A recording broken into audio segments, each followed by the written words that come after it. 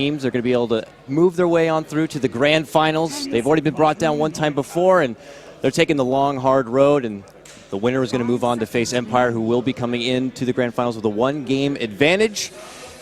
After the first performance against Polar, NIP looked absolutely dominant. They won a lot of fans, and you would think that they would be at the advantage coming into this. But then after the loss, Polar looked really good. So what do you think, Ben? Polar, I favor Polar in this series. At the same time, I don't know. Is this going to be another 2-0? That has been the trend of the tournament. But these two teams are fairly evenly matched, and I don't know. A lot of the games have just not been one-sided, or been completely one-sided, rather, even though the two teams, I think, are of relatively equal skill. And all of it comes down to the draft, or a lot of it, rather. So many 2-0s. It makes you wonder just how important that first game is, and being able to have that boast of confidence going to game number 2, or perhaps how tilty you can be when you drop that first game. So we'll see if that trend continues here for day number 4. And just as we talked about and expected in the early part of this draft, Ninjas in Pajamas, they are going to be banning out that Dazzle. They also make sure to remove the Wisp, the pesky FNG Wisp. On the other side, Asus.PLR. They get rid of that Venomancer. No surprises there. And another 8-Mother Classic, the Viper. But now they're able to pick up the Brewmaster, who does make it through that first phase, as expected. And in Ninjas in Pajamas, when you can't get Wisp, you got to get the Vengeful Spirit, and they follow it up with the Juggernaut.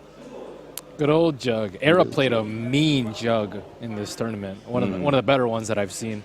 And a hero that's like a little bit new, so you don't expect some of the players to be completely proficient in it. But Era is more. He was really good on it. Everybody has their own style with this hero. You see that with a lot. And Jug seems to be one of them. Some like to pick up phase boots. I believe Era's one to go for the power treads. Obviously, thereafter you got to get that Mask of Madness. But then after that, it's anyone's game. It's anyone's game. Back in the day, it was all about utilizing the ultimate, getting the Agnum Scepter, but that doesn't seem to be the case anymore. Of course, in the recent 6.83b patch, they did make some changes to him, of course. They felt that maybe he was just a little too good, and he had not received a nerf since like 2007 before that. It had been a long time, but now his Omni/range, not quite as far, and well, they also had to take down that armor 1 notch with the boost he got in stats recently. And here we go, Polar, the trend continues. They're going to grab up the Troll Warlord as their second pick, side by side with that Brew. I think Jug's really good versus both of these. He has a way to disengage versus the Brewmaster with just spin and run away. I mean, Healing Ward's also pretty good to survive throughout the Brew ultimate. And on top of that, he has a lot of burst that isn't really mitigated too much by Drunken Haze or Drunken Brawler, which is kind of what you're worried about with the physical damage carry. And on top of that, the Whirling Axis is not too big of a deal for Juggernaut. And there's a lot of redundancy on the Asus.PLR, their defense capabilities. There's a lot of blind, which makes MKB and magic damage really good for NIP. Next band coming out from Asus.PLR is going to be the Enigma here. When I see something like that, I don't remember, and I don't believe that's going to be any sort of respect Enigma ban towards NIP, but maybe more so that they're going to be continuing their trend of playing two very defensive supports who maybe don't go too mobile early, and in that case, a very greedy support, maybe like Enigma, would benefit from being able to work in the jungle and find the optimal farm. I don't know if that's something you might agree with or not, or maybe they just don't want that big team fight impact. Just seems a bit intriguing to see the Enigma ban as the third ban there for Polar. It's a little strange. Polar haven't revealed any of the supports at all. So, I mean, maybe they want a greedy jungler of their own, like a Sand King, let's say, and they don't want it to be punished by even more greed. And I think Enigma is one of the only junglers that can compete with the farming pace of a Sand King. But other than that, it isn't terribly common to ban out the Enigma versus NIP. Pretty intriguing stuff. We go through the bans. Spirit Breaker, he's got to go. Phobos found a lot of success with them recently. And on the other side, Axe, who, my God, yesterday it was like I was at the basketball All-Stars. Just so many dunks happening right there, especially from Yoki in the last series with Empire. And overall just been trending very, very nicely. So they get rid of that extra bit of initiation and utility. And as we finish out the secondary bans, I'm trying to think here, because remember, they do like to go very defensive. Shadow Demon, something they've gone for. Of course, we talked about the Tusk, which did not work out. They're not going to have access to Dazzle some of these teams are slowly getting a bit on the Omni train. You know, we see it a lot in North America, but everywhere else it's kind of finicky. Something they could always go to. I know Empire has been picking it up, but here it's a bit wishy-washy, I feel. If they want to go defensive support, I feel like that's going to be one of the best. Yeah, I definitely think so. So NIP, they ban out a Skywrath. I actually thought they might take Skywrath because you need something versus Brewmaster. You need at least one very short cast time disable or like an AoE silence, or even just a regular silence. But something pretty long duration to disable his ultimate. Hex really good. Finger again, magic damage is going to be really good for NIP. And with the Vengeful Spirit, she's not reliable lockdown versus Brewmaster. Yeah, having that line, key initiator there, that instant CC that you talked about, plus the mana drain certainly helps. It's more instant, but they changed up recently, and being able to take that mana away from the Brew. Oh yeah, the mana drain's really good now too. Yeah. It's especially good versus the Brewmaster builds that don't go Arcane. Like even if you catch him in a Pale, you can usually drain enough mana to get his to disable his ultimate, but usually they have magic stick charges and whatnot. So yeah, a lot of people playing those magic stick charges now. And the Rubik now going to be picked up here from the side of Polar, another hero that's really coming back into the limelight, and well, with good reason here. And he's got a plethora of options here as far as being able to steal from. Lion, obviously, anything is pretty good. Even the mana drain works out nicely for Rubik. Juggernaut, of course, Omni Slash would be fantastic. And Vengeful Spirit offers an extra bit of lockdown with the Magic Missile, and even the swap could work out nicely there for him. And overall, that means that they can tend to be maybe a bit more aggressive early on, expects potentially some early smoke gank attempts and some pressure towards the mid laner, whoever that may be, So we'll see. Era has been one to play the Jug, and a team that overall likes to swap the roles around quite a bit. But we're getting ready to go into the back end of this picking phase here. Very methodical coming out from both teams, it feels like. But it's going to be the Puck. And we already said how it's not had a lot of success, but they do have the Lion on their side, so they don't have to worry about the instant CC capabilities there. But an immediate fire back coming out from Polar, a hero that we talk about a lot but don't see enough of, the Faceless Void. Faceless Void is decent versus Juggernaut, not amazing. Both of them can kill each other in like a blink of an eye. And you know, if Juggernaut gets a spin-off during the Chronosphere, he won't get bashed too much, or the bash damage rather, but at the same time, if Faceless Void doesn't catch a Juggernaut, he can Omni him during the Chronosphere. So actually maybe not with the lessened range, so that might be something to consider. Puck, I think, is pretty good here. Puck, I like in the second phase pick. He's just generally not a great first phase pick, especially with Lion and Disruptor on the up and up and up.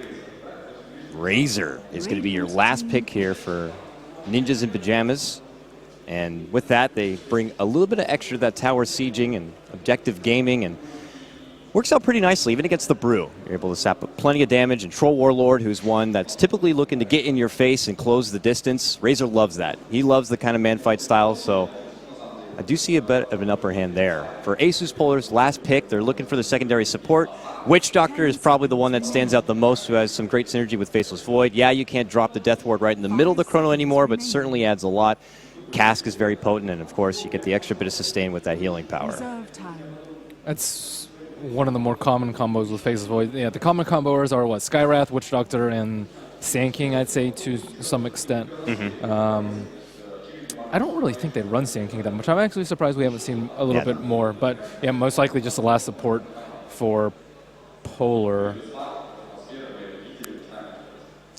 What do we think, though, now that we see Ninjas in Pajamas full drafts as far as how they want to go with the tempo? It doesn't look like they maybe want to take this to the long distance. They can. It's like BKBs aren't that big of a deal for NIP.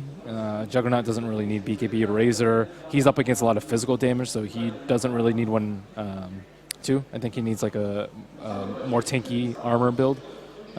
So it's not going to be like a wait for a BKB timing.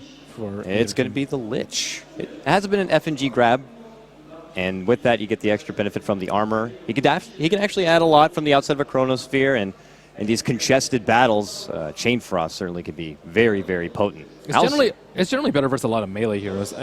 Like the Chain Frost is is better, I think, when you have like a puck coil, something to keep him in place. But versus a Jug, who's magic immune, versus a puck who can phase shift, and 3 ranged heroes, I think the Chain Frost is not going to be very useful here at all. However, of course, the Frost Armor going to be very useful versus the physical damage from Jug, as well as the Razor, and just pretty much guarantees a lane win. All right, so we go. We can see people are beginning to file on in for the last day of Star Ladder Season 11. It's time to get hyped up, man. We got to find out which team's going to look to push on forward and make it to the grand finals. I did not ask you. I'm looking for some good Dota. I know that's kind of the easy cop-out here.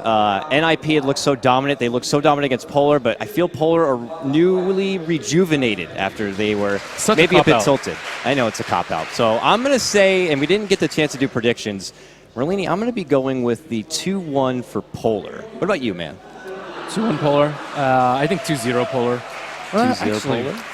I don't know. I mean, is it fair for me to change it after this draft? I think going in, I would probably say 2-0 Polar, but after seeing this draft, I don't know, maybe 2-1 Polar or 2-1 NIP, something around there. So when you imply after seeing this draft, you think that NIP have the better draft? I think so. Okay, fair enough. I like the draft a little bit more. It seems a little bit more well-rounded. They have a lot more control in team fights. Like, Chronosphere is decent, but they don't have that much follow-up, like a short-range hero like Troll Warlord. Not the best at following up. And Chain Frost, I already talked about not being very effective.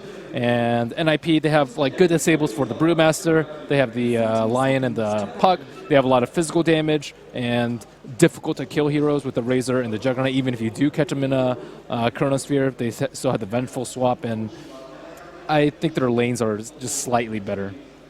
So we'll see here. No early aggressive movement. Polar had done it before, the classic 5-man smoke to kind of go with a nice high tempo, early first blood, but not going to be the case this time. Sound of the Horn is going to lead things off for our first match of the day, and got some precious 100-100 bounty roots to pick up here. But it looks like for now, both mid laners are going to opt to go for the block instead and allow maybe a couple of their supports to pick it up. It looks like Hanskin's going to grab up that top bounty rune, and that will leave Troll for Illidan there to go halfway towards level 2, getting that small bit of a boost. And to lead things off, it looks like Vengeful Spirit's going to help out with the Razor, maybe trying to give him the benefit of the first wave. I say that, and he pieces out, so making me a little funky there. But it's going to be the off-lane Faceless Void now, going against this tri-lane setup between the Lion, Vengeful Spirit, and Era's Jug. He's obviously going to be running into a little bit of trouble here as Mag, but he went with the early Stout Shield. Lots of regen on him, though. 8 Tangos and 1 Salve. Something cool that I've seen from Lion zoners is skilling mana drain very early, sometimes even level 1, versus like a Clockwork or like a Faceless Void, someone that needs mana to escape, as opposed to someone like a Timbersaw or a Centaur who's naturally pretty tanky. Yeah. So this could be an option if he wants to deal with the Faceless Void. At the same time, they need to make him low at some point in order to threaten a kill, but that is certainly possible. You don't want him leaping away from the spin. I think Era is not a max Blade Furier build. Also, I think he usually goes for a 1-1-1. Lil's going to be bullying back Jonas on his puck from getting a whole lot done. In mid lane, you got a dual lane, I'm going to make a dual lane happen. So a lot of priority here for the supports to kind of be by their side. This does, of course, mean that the mid laners are not going to get quite as much XP, but a lot more favoritism to be sure that they can get that extra bit of CS going here. Rue grabs up his 4-1, eats a stun for it. But look no at clap for build from him. Yeah, you're right. And he also went with the early Drunken Haze, prioritizing and preventing.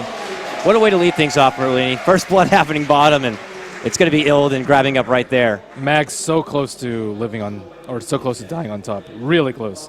Yep. I think with one less point in backtrack, he would have died. Getting warmed up here. I'm going to chalk it up to that one right there. But they will step back. 2-minute rune pops up. Phobos will grab the one there at the top lane. Lil scouts out the haste and protects it for now, but nearby Seal Kid is looking to put up some contention that will force Rubik to grab it, and he's going to just kind of hunt him down a little bit right there. And both off-laners continue to get harassed quite a bit. It looks like Jonas is going to go over to the side shop for now and just do a little bit of possible stacking here, but he also sees Rubik is still pretty deep. Maybe looking to see if he can cut him off at the pass right here. Gets off a few right clicks, but he's got plenty of haste to work with, and he just kind of walks on away. It's a tough lane for a Puck. I think Troll excels in this area of the game, the one-on-one laning phase, especially with the long rune chase. Stun, static link, and 8 Mothers be able to soak up a fair amount of damage right there. And now he can't even go back to the lane. Jonas, some fan. He is up against a phase boots troll without any boots of his own, and he's only level 1, so no chance of dodging the range slow from the axes. It's a tough life for him. Yeah, and Puck is obviously one not to be very good at jungling. We saw this a bit from like the Na'Vi Radiant side where Funnick had to opt to go with that cliff jungling Puck, and he's doing a bit of the same here. He needs a quelling blade to do this. He doesn't have enough trees cut down. Falling on hard times right now, and he's going to have to deal with this sticky situation. Now shifting up to the top lane, FNG Lich is going to be side by side with Mag on his Faceless Void. Is 5-3 and almost at level 4. Is getting plenty out of the lane, definitely more than Jonas is on his off-lane Puck. And on the other side, it's Era with 12-8 CS, but Illidan's getting so much on the bottom. You know, obviously with the free lane, he's at 23-11. This troll is going to get farmed up really quick. Polar is getting so much out of the map right now. I mean, Rubik's able to just stack and double pull. FNG's just running around, denying creeps everywhere. Bruce still getting farm in mid. Troll's absolutely free farm bottom. It's looking really bad for NIP, especially with this Puck, who has become a huge liability.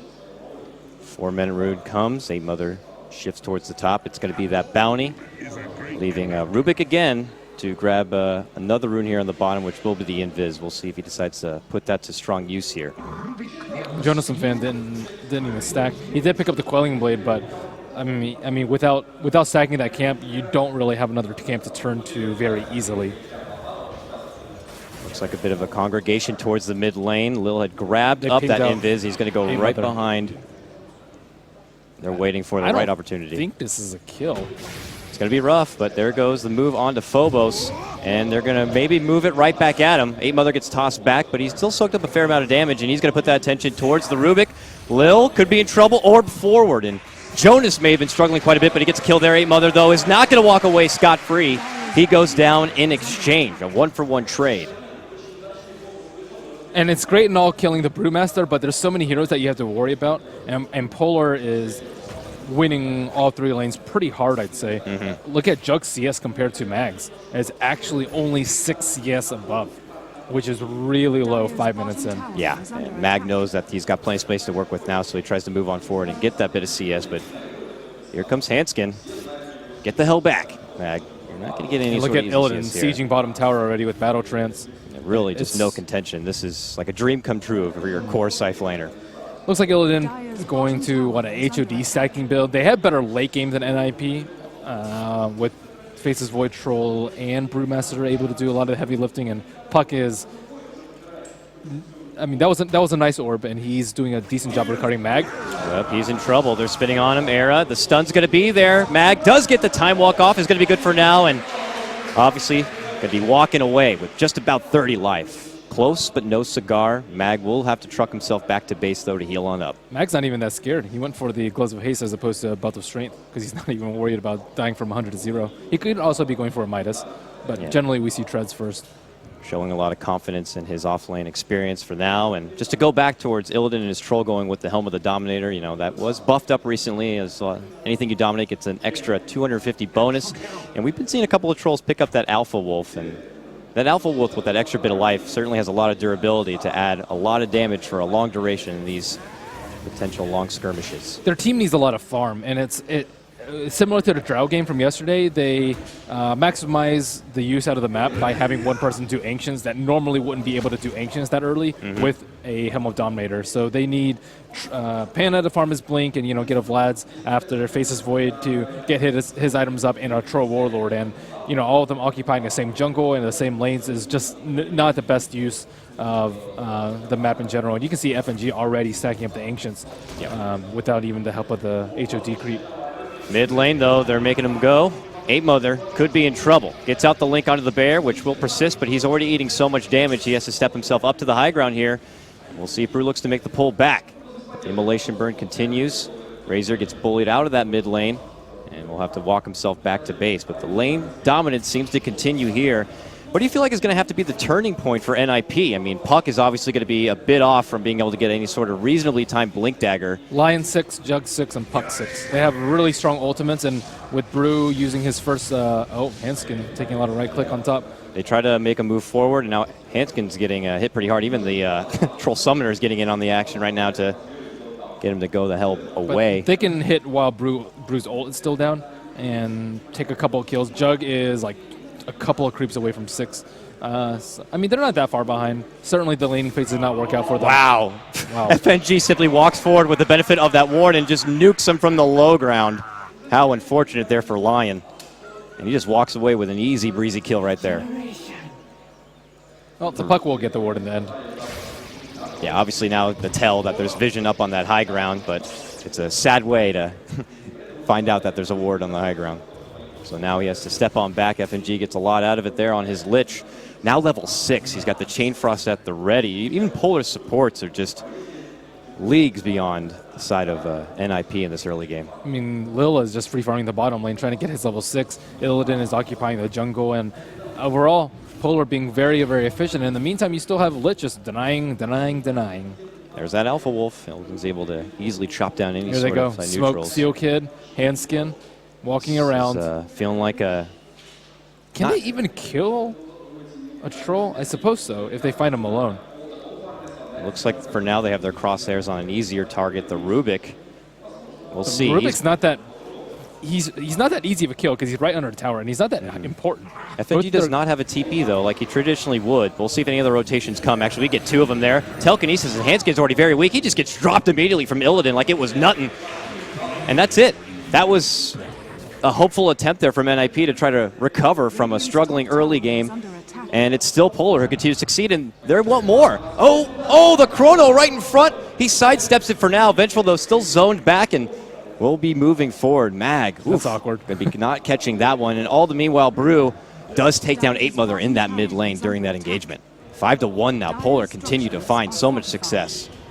And the only one who's farming decently is Era in a sea of radiant high CS. All right, though, here we go. Rotating in after the tower is dropping. They're making it go onto FNG. He still has that chain. Can't get it off in time. Omni Slash is going to be there from Era, but Era could end up dropping. He will end up dropping. Illidan gets another one. Still moving forward. That Wolf right by his side, and they take another life. They're looking over, trying to get a hold of Jonas now. Should be fine. Still has the orb up and ready. Is he fine? Though. I don't think I don't so. know. Silence, though, will help out. Lil trying to get a hold of him. Lil was really close to telekinesing him during the orb. Good quick silence, but still NIP not getting these better engagements. Every time they feel like they might be able to get the upper hand, even with that late rotation, just does not matter. They dual lane mid, and Phobos still has a 10-minute blink dagger. That's how bad things are going for NIP. Like, and he wants to put it to use right here. I can't stress how badly that is going. Oh, we got it. We got the memo. He jumps in, gets the clap, doesn't even need the split. There's the Chain Frost, and there's the last little swat. And they take down that Razor. 8-2 now. Polar, they are warmed up and ready here for the lower bracket finals, and already just dreaming of a day of moving on to Empire. You also see an unusual build from the puck with no points of phase shift, which, I mean, they do need the damage, that's for sure. And at this point, a level 1 phase shift isn't really going to save him from that much. There aren't very many projectiles to disjoint Chain Frost and maybe Troll Axes. So I can get on board with that. Rotation coming in, but they've already drawn it out and predicted it. Era gets nuked and shoved away there. Polar just always seem, for now, to be one step ahead. They're waiting to get a kill with Mag, Chrono, and a Troll ult. 0-1 on those Chronos, and unfortunately. smoking a Roche while this is happening. Yeah, this could be a bit of a space creation towards the top lane. 8-Mother actually might be going in. Let's see. Ooh. He knows. Yeah, he does. Moves right forward. Illidan actually could be in trouble here. Nice static link, and he's just going to be on him and look to pursue. Illidan continues to run. Meanwhile, up and above, the wave flies out, but jumping in is going to be the Brew, and he does have the clap. Moves in, drops it, Split's going to be there, and now it's 8-Mother who's going to be in trouble. Jonas desperate to help out, but can't really offer a whole lot. They continue their pursuit. There's going to be the stone, and they're going to take down the Razor. A nice quick snag. Meanwhile, on the other side, they do manage to take down Illidan with a swift Omni coming out from Era. And they still want Phobos. Phobos with no mana, but he's going to be able to walk away. Still, high tension over here by the Roche pit as Lil comes forward. Freaking Lil has a blink. Freaking Lil. Freaking Lil. He's got the Omni now. He takes it from Era's face. And there's the coil. He's waiting for now. Sees the Blade Fury comes out, pops it, but he ends up getting dropped. But yeah, he already has that Blink Dagger. Very, very rich Polar squad. Now Era going to eat the nuke, forced to drop out the ward. There goes the Chain Frost. Phobos should be able to finish him off and will finish him off. Dominating streak for your Brewmaster here. 11-4. The farm on Polar is insane. Yeah. Blink Dagger on Rubik, as well as Blink Dagger on Mag. And Troll, that was a nice check by 8 there. Uh-oh, top lane. There's that chrono. It does connect. Hanskin will get immediately right-kicked and handled. Another takedown right there. A successful solo pick for Mag. He's going right for that Mask of Madness. As if he needs more attack speed. Yeah, right? Ruh-roh. So with that, Phobos is just going to continue to use all this extra bit of farm. He's 4-0-0 to get a hold of that Vlad's. And Illidan obviously already has the Helm of the Dominator. Looks like he's going to go for the Sage and Yasha build. Meanwhile, top lane, here we go. Mag now could be in a bit of trouble. Static Link, 8 Mother, and Seal Kid looking to get onto it. Oh, this will be pretty defeating if they can't finish him off, but they are able to get it there. 8 Mother grabs that one, gets the final little right-click in. They commit a lot to take him down, but they finally get themselves another notch on their side. 12-5 now. He was able to buy his Mask of Madness recipe before he died, and looks like they're going to commit more to the pit right now. That ward that was right below the Ancients has timed out. Yep. This is an easy Roche with 4, with a Vlad's complete. They have this ward up towards the north, but they didn't have to walk past it to get into the pit. And there we go, Jonas showing him, I know what's happening here. Is he going to go for any sort of cheeky play? Will not be able to. Roche drops, Illidan picks up his Aegis, and there's that Mask of Madness you talked about on Mag.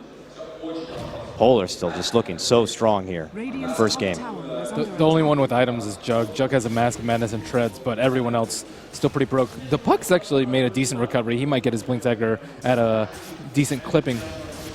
He got himself 2 kills. That certainly helps, especially with the start where he got that snag with the orb on that mid lane.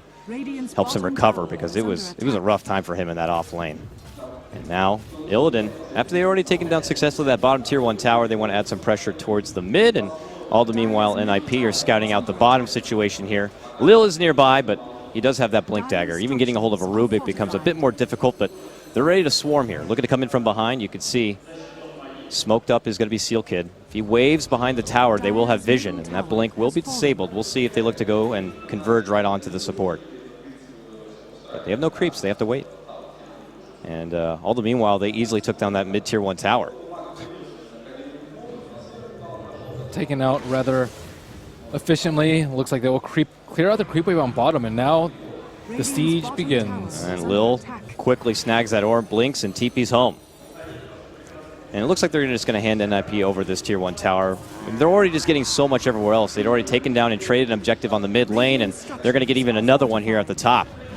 And Mag is able to pick up the last hit on that. He's already got 1K gold after completing that Mask of Madness here. And if we take a brief look at the net worth, it's only 16 minutes in, Merlini, but they are already above 10K. Era gets picked up in mid. Yep, they're making the go. Pull back. Chrono's already there. Era is going to be in trouble. And Mag just begins to hammer it on in. And even a Blade Fury is not going to save you there. Era goes down, the most successful farmer for now on NIP. And Jonas is able to pick up his Blink top lane, though. They're making it go. Tomahawks fly on out. Hanskin gets off the stun, but he ends up being taken down now. Phobos pulls out the split. 8 Mother looking to come on 4, but he gets caught. There's going to be the stun. It's going to be another takedown. Illidan with the double kill. Cyclone coming out from Phobos. It's going to be a 3-man drop. Phobos gets that one. He's on a mega kill streak on his brew. This is just perfect execution coming out from Polar. They're getting everything they want from top to bottom. Yowza. I don't know what's happening, Ben. We get in these kind of games. We had it yesterday with Fire. These teams just start to struggle, and the recovery becomes a lot harder than you can anticipate. And they're actually already going for the high ground. They're just so confident. They have the Aegis. There's really no reason not to. And I say that, they pull on back, though. They're going to play a little extra safe as everyone responds. The caster curse is real. 2 minutes left on the Aegis. And Troll is just so fat now. 1,400 HP. Level 2 Omni on Juggernaut. He can maybe kill him, but if he doesn't Omni, he is dead. I don't think he'll survive a Blade Fury with this really fast move speed Troll on top of him. Illidan nearby. Try to get a hold of Hanskin. Missed. But now Hanskin pings him out. Even just 2 man, he's already down a 3rd life. Just 2 little auto attacks. That's all it takes. Poor little supports on the side of Ninjas in Pajamas. Era's going to farm up, of course. Those Ancient stacks to kind of try to pull it back later into the game, and